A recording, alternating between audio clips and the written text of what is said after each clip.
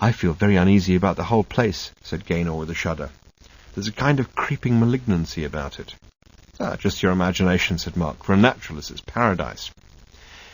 There was suddenly a slithering noise on the roof of the terrace, and a large snake fell past us to the ground. Instantly a couple of park guards rushed out and chased the thing off into the bush. "That wasn't my imagination," said Gaynor.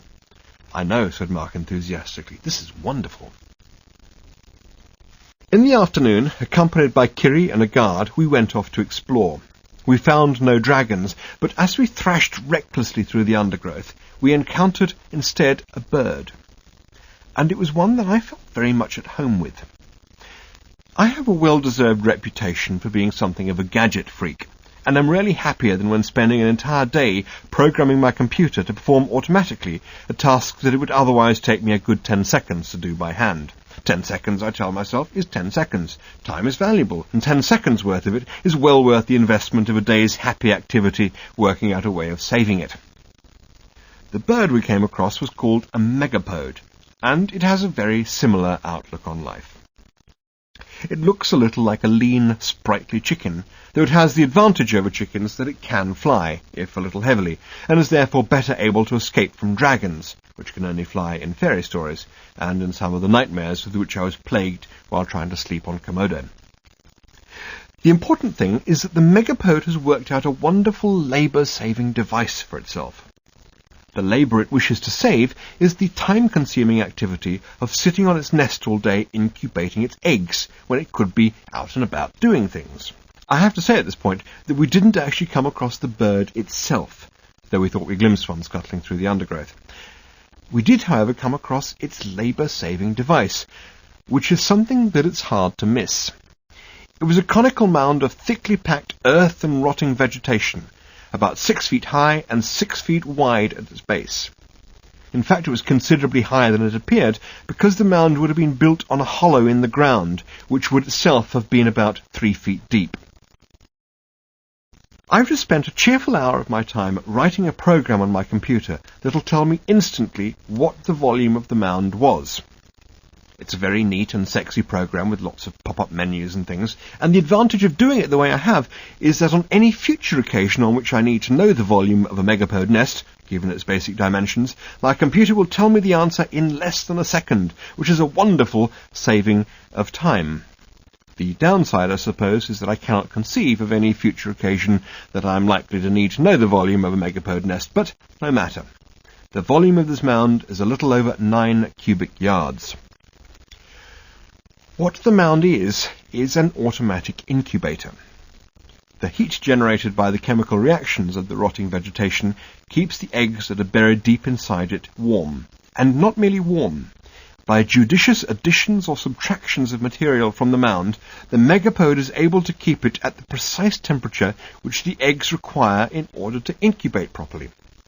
So, all the megapode has to do to incubate its eggs is merely to dig 3 cubic yards of earth out of the ground, fill it with 3 cubic yards of rotting vegetation, collect a further 6 cubic yards of vegetation, build it into a mound, and then continually monitor the heat it's producing and run about adding bits or taking bits away.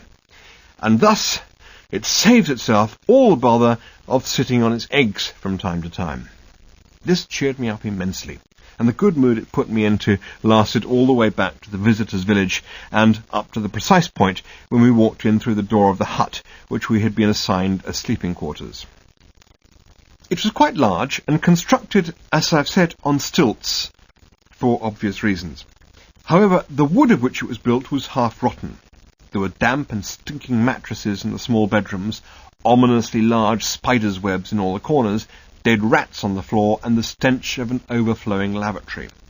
We tried gamely to sleep there that night, but in the end we were driven out by the sheer noise of the rats fighting the snakes in the roof cavity, and eventually took our sleeping bags down to the boat and slept on its deck. We awoke early, cold and damp with the dew, but feeling safe. We rolled up our bags and made our way back along the rickety jetty and under the arch. Once again, as soon as we'd passed through the arch, the smell of the place assailed us, and we were in that malign other world, Comodo. This morning we had been told we would definitely see dragons. Big dragons. We didn't know precisely what it was we were in, but clearly it was not what we had originally expected. It didn't look as if we would be pegging a dead goat out on the ground and then hiding up a tree all day. The day was to consist almost entirely of things we had not been expecting, starting with the arrival of a group of about 24 American tourists on a specially chartered boat. They were mostly of early retirement age, festooned with cameras, polyester leisure suits, gold-rimmed glasses, and Midwestern accents, and I didn't think that they would all be sitting up a tree all day either. We were severely put out by their arrival and felt that the last vestige of any sense of intrepidness we were still trying to hold on to was finally slipping away. We found a guard and asked what was going on. He said we could go on ahead now if we wanted to avoid the large party, so we set off with him immediately. We had a walk of about 3 or 4 miles through the forest, along a path that was obviously well prepared and well trodden. The air was hot and dusty, and we walked with a sense of queasy uncertainty about how the day was going to go. After a while we became aware of the faint sound of a bell moving along ahead of us, and quickened our footsteps to find out what it was. We rounded a corner and were confronted with some stomach-turning reality. Up till now, there had been something dreamlike about the whole experience. It was as if the action of walking through the archway and ingesting the musty odour of the island spirited you into an illusory world in which words like dragon and snake and goat acquired fantastical meanings that had no analogue in the real one, and no consequence in it either.